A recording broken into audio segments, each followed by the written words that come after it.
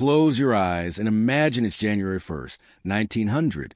You're born in a small town in Germany, maybe in the green countryside of Bavaria or the bustling streets of Berlin. Your parents whisper hopes of a better future for you. Your mother hums lullabies under gas lamps. Your father works in a factory that powers the German Empire's booming industry. The Kaiser's empire is proud, modern, and ambitious, a world leader in science, culture, and power. To your parents, it feels like a golden age. But they don't know that your life will become a front-row seat to some of the worst tragedies in human history. Your first decade is peaceful. You go to school in a stiff uniform. You learn discipline, respect, and pride in the empire. You see electric lights appearing in cities, new machines, trains rushing through the countryside. Maybe your father takes you to see Zeppelin airships floating over fields. Germany is powerful, but underneath, rivalries and tensions grow. Alliances are forming. Empires compete for colonies. Adults whisper that Europe is a powder keg, and one day it will explode. It happens when you're 14. June 1914, an archduke is assassinated far away in Sarajevo, but the shot echoes across Europe. In August, Germany mobilizes. The streets fill with young men in gray uniforms. Patriotic songs. Flowers thrown at marching soldiers. Everyone says the war will be short, home by Christmas. But 4 Christmases pass, and the trenches eat a generation alive. You're too young at first, but soon you're old enough to fight. Maybe you lie about your age.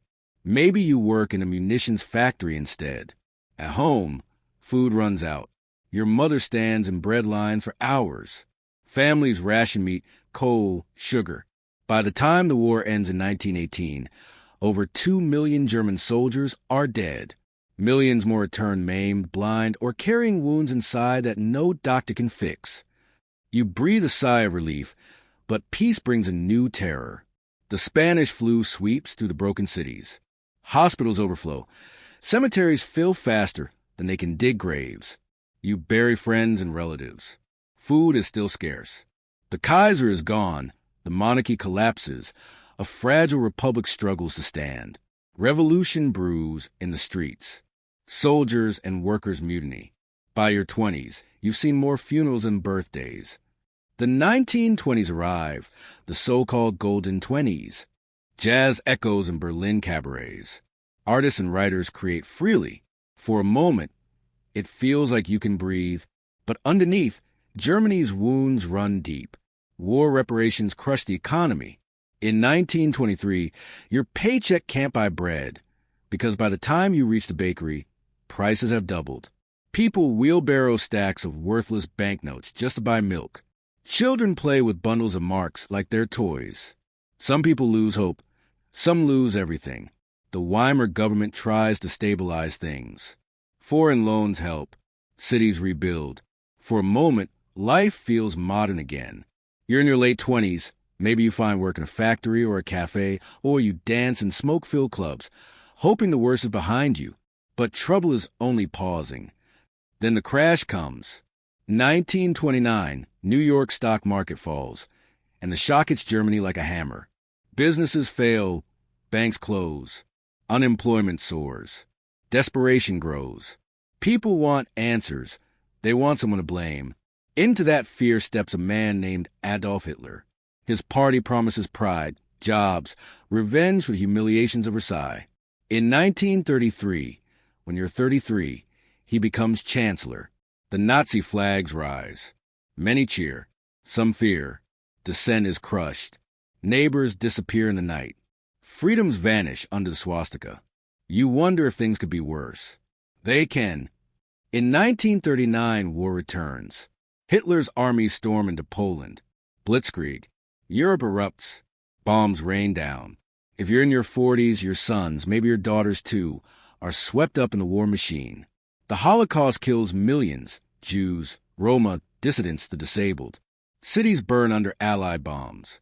By the time Berlin falls in 1945, your hometown might be rubble. Over 60 million people are dead worldwide. Germany lies in ruins, divided, humiliated, occupied. And you, if you're lucky enough to survive, stand in the ashes of everything you once knew. When the war ends, Germany is split in two. If you live in the East, the Soviets take over. Life becomes a tightrope of fear, surveillance, and shortages under communism. If you're in the West, American aid tries to rebuild cities, factories, homes. But the scars run deep. Families divided by barbed wire and concrete. You're 50 now. You survived 2 world wars, a flu pandemic, hunger, inflation, dictatorship, genocide. But there's no clean end. The Cold War begins. Berlin is divided by a wall. Spies lurk in alleys. Neighbors whisper in fear.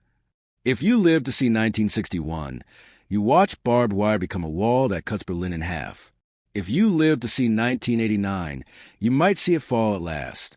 But by then, you're almost 90 years old, a child of the German Empire, who survived 2 world wars, a pandemic, hunger, dictatorship, genocide, a divided country, and a world shaped by fear. So next time you think your life is hard, remember this. Just a century ago, ordinary people survived storms we can barely imagine.